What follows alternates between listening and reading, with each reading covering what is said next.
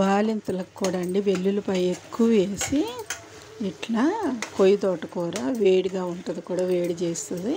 వేడే చేయాలి కాబట్టి కొద్దిగా వీళ్ళకి చక్కగా పాలు పోసి కొయ్య తోటకూర తెచ్చి ఫ్రెష్ది, వర్షం వస్తుంది కదండి, బాగా ఉడుకుద్ది. మెత్తగా ఉడికిన తర్వాత దింపే ముందుట పాలు పోసి దించుకున్నామంటే సూపర్గా ఉంటుందండి కొయ్య తోటకూర. మన వీడియోలో నేను చాలా సార్లు చెప్పాను. ఇప్పుడు వర్షాకాలం బాగా వస్తుంది, వండుకు తినండి. మీ అందరికీ నచ్చితే ఒక లైక్ చేయండి ఫ్రెండ్స్, తప్పకుండా సబ్స్క్రైబ్ చేసుకోండి. Thank you.